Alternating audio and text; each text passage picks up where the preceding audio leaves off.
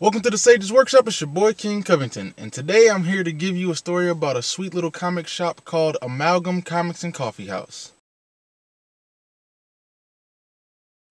Arielle Johnson is the first black woman to own a comic book shop on the East Coast, but she said that wasn't on her mind when she was trying to get it established. Her true inspiration was to represent diversity. Storm of the X-Men was the first black woman superhero that caught her eye, and it really made her feel good, which inspired her to carry on this dream.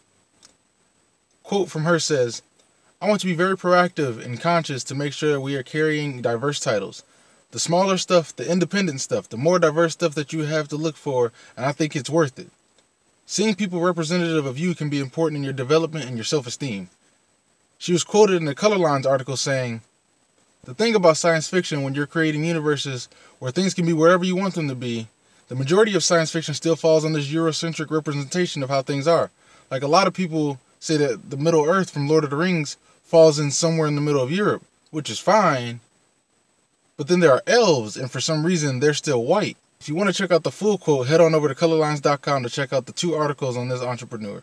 She also expressed more views about wanting more than just a surge of black women in comics. She wants Asians, Hispanics, disabled, anybody should be represented in the comics that she wants to bring into her store. If you're in Philly, head on over to Amalgam Comics and Coffeehouse at 2578 Frankfort Avenue on the corner of Frankfort and Huntington. 70 plus Google reviews and almost 300 Facebook votes leave her at a 4.9 out of 5 stars. The store is closed on Mondays, but you can catch it open Tuesday through Saturday from 10 to 8 and Sundays from 10 to 8. Arielle was also asked by Marvel Comics to be featured on her own exclusive store variant of the new Ironheart comic. Here's a picture of that right here.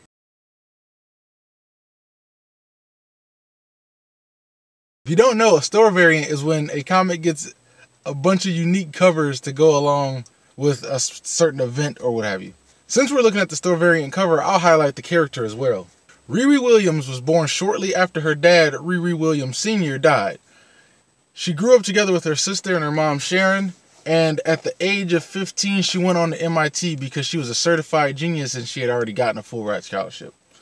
When she started college, she found it pretty boring because she was already a full-blown genius and smarter than most people, that she started taking scraps and materials away from the college and stealing them essentially and building an Iron Man suit that she modeled after the Armor Model 41. She started creating this prototype and eventually showed one of her friends, and then her friend was like, "Yeah, right, this is never going to work." And eventually campus security came in because they had, finally caught on to the fact that the 15-year-old super genius that goes to our college has been stealing things and not going to class anymore. What's the deal? They busted up in her room. She got in a suit and flew off. She's a real G for that, on some Tony Stark-ish.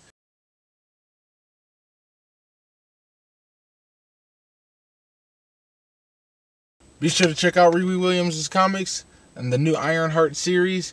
It's been your boy King Covington, and thank you for venturing into the Sage's Workshop. Peace. If you don't know, a story